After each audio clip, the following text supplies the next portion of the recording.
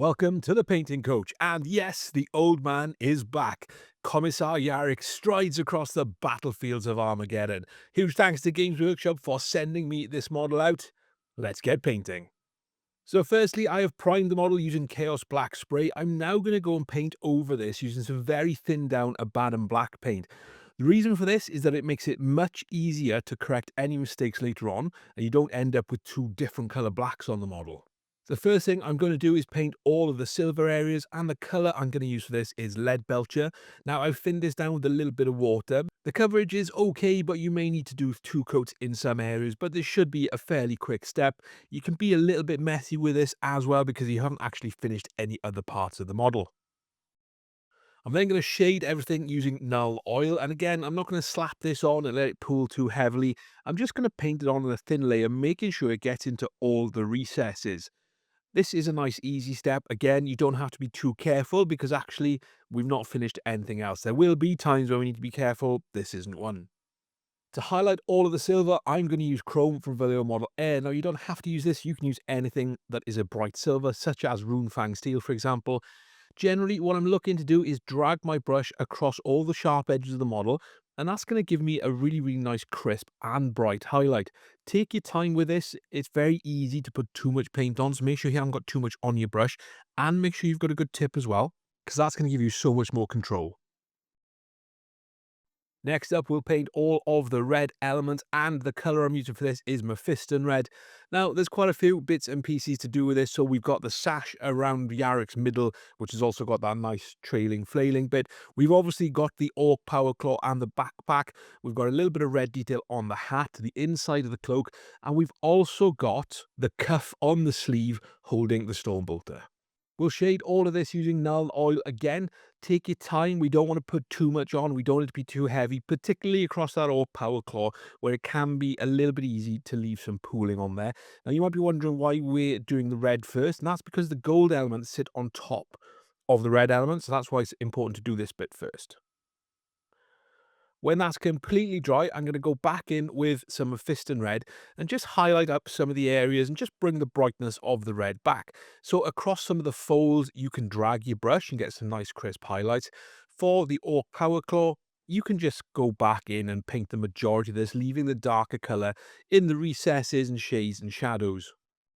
We'll then move on to a brighter highlight using Evil Sunz Scarlet. This is a nice bright red. You don't need too much on your brush. Make sure you've got a good tip. And generally, you can drag your brush across all of the edges here. So where you've got folds in the fabric, where you've got the sharp edges on the power claw as well, it's nice and easy. When it comes to things like the collar and the hat, you can just add a little bit on here. You don't need to go too overboard, but you can always go back in and refine this later on as well. The next highlight is with Wild Rider Red. And again, you don't want too much on your brush and you want to make sure you've got a good tip. What we're looking to do is get this inside the Evil Sunz Scarlet from the previous step. So again, take your time, work across the model. Where you've got those sharp edges, just drag the brush across them and you'll automatically get a really nice crisp highlight.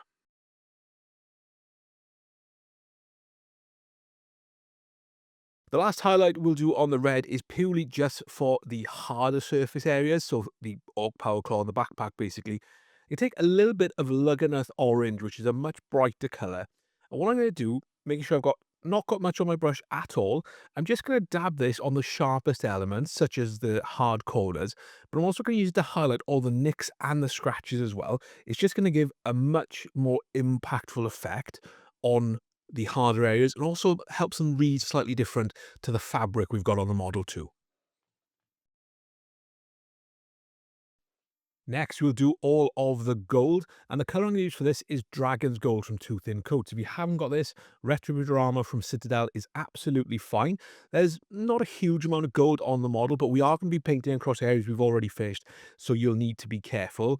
We've got some detailing on the breastplate, we've got some detailing on the storm bolter, and we've also got the sword handle and also that Maltese cross on the middle of Yarrick above his sash.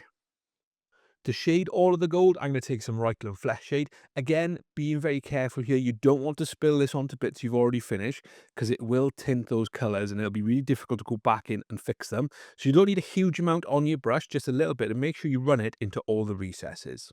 When that's completely dry, I'm then going to take some glistening gold, again from two thin coats. If you haven't got this, Liberator Gold from Citadel is absolutely fine. All I'm looking to do here is just highlight all of the gold elements. Now, this is easy and straightforward. For the most part, you can drag your brush across the edges to get those nice crisp highlights, but in some areas, you will just need to go in and carefully add the detail. Again, you don't need too much paint on your brush, but you do need a good tip. We'll do all of the leather next, and the colour I'm going to use for this is Rhinox Hide. So just take your time here and paint this over all the leather, making sure that you've got a really nice solid coverage. We're looking at things like the bolter strap, the holster, and also that sword scabbard. Next, we'll take some Doombull Brown and we'll start highlighting all of the leather. Now, we don't need to worry too much about adding a wash here because the Rhinox Hide is going to be the darkest colour. So with the Doombull, we're going to be painting the majority of the leather again. We just want to make sure that we don't get it into any of those recesses. Now, I thinned this down a little bit, so I am going to have to put two coats on, but you can maybe get away with one here. Where this is really good is it tends to blend down into the colour underneath as well, so it's nice at building a transition. The last highlight on all the leather is going to be an edge highlight. And the colour we're going to use for this is Scrag Brown, which is a nice bright reddy brown. Again, you don't need too much on your brush for this. You just want to drag it across all those sharp edges of the leather. And this will give you a really nice crisp highlight. Take your time with this. If you do put it on a little bit too thick, it's really easy to go back in with some of the Doombull Brown and just tidy up any lines that are just a little bit too wide and throw off the effect. Moving on to the black leather areas next, and I'm going to paint the different color blacks across Yarrick in two different colors, or two different ways, really. Now, you don't have to do this. It's really important that I stress this. If you just want to use the same color for all the black, that's absolutely fine. Pick one of them. But I'm going to give you two options here. So for the boots, the Storm Bolter casing, and the hat, I'm going to go with Dark Reaper as the first highlight. So I'm just popping this across the model. Now, it will dry and blend into the colors underneath. So it's a nice, easy highlight to add on there. Just take your time with it, again, particularly across areas you're already finished. When it comes to that Storm Bolter, you can just use the edges and all the sharp angles on there to drag your brush and get that nice crisp highlight. If this feels a little too thick when you put it on, you can always go back in and tidy it up with some Abaddon Black. The next highlight we will put on here is with Thunderhawk Blue, and we want to get this inside the Dark Reaper from the last stage. So generally we need to get a really good tip on our brush. We don't need too much paint, but we do need it thinned down a little bit so it flows nicely. And like I said, we just want to get it inside the Dark Reaper to give you that nice highlight so that things pop. Again, take your time. If you need to thin it down or if you need to go back in and add some more Dark Reaper, some Abaddon Black is absolutely fine. And again, with the Storm Bolter, just drag your brush across those sharp edges. For Yarrick's coat, we're going to go for more of a warm effect in terms of the highlight, but we're also going to use a different technique when you use some stippling. Now, the first thing I'm going to do is take some Corvus Black and generally sketch in some quite wide highlights, leaving the Abaddon Black in the recesses. So this gives you your first jump in value. Now, it's not huge because as that Corvus Black dries, it will start to blend down a bit and it's not going to be massive. But what we'll do in the next stages, we'll build that highlight up. So the first highlight is going to be with some Skaven Blight Dinge. Now I've thinned this down with some water. It's probably 1 part paint to 1 part water. I'm taking a brush that's got a good point. It's a slightly older brush. And what I'm looking to do here is just put taps. I'm tapping little dots across all the raised areas of the leather. This is just going to help give it a very, very worn effect in terms of the highlights. It is going to take a little bit of time to build this up, so be prepared for that. The other important thing as well is that when you load your brush with some paint, just dab it on a paper towel before you go to the model. That takes the moisture out and just leaves the majority of paint on there. Otherwise, you'll get really big bubbles, and you'll see it happen to me a few times on here. That's because I was rushing. So take your time with this, just dot, dot, dot, dot, dot across all the raised areas. And because it's quite thin, it'll start to dry, it'll start to blend down into the colour underneath as well. And again, if you put too much on, that's fine. You just go back in with some Corvus Black and stipple some of that as well, just to tone it down to how you like it. The last highlight we'll do on all the leather is exactly the same technique as the previous step, except we're using some Storm Vermin Fur, which is more of a browny grey. Again, we just want to load the brush, tap it on a paper towel, and then do lots of dots, focusing on keeping them inside the Skaven Blight Dinge from the last phase. And one of the things that's key here is to not put too many dots down. So just build up really, really slowly and make sure you've got an effect you're happy with. It doesn't need to be a massively bright highlight. It just needs to sell the effect and have that stippling on there so you've got that wear and tear on the coat.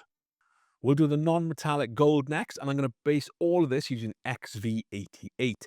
So generally, we've got the lining on the coat as well as the epaulets on the shoulders. So again, make sure you've got a nice even coverage here. Take your time again, because we're working across areas that are already finished. Once that's dry, I'm going to wash the epaulets with some Nuln Oil just to give them a little bit of depth and to make the highlighting process a bit nicer in terms of picking things out. The first highlight is going to be with Abaddon Sunset.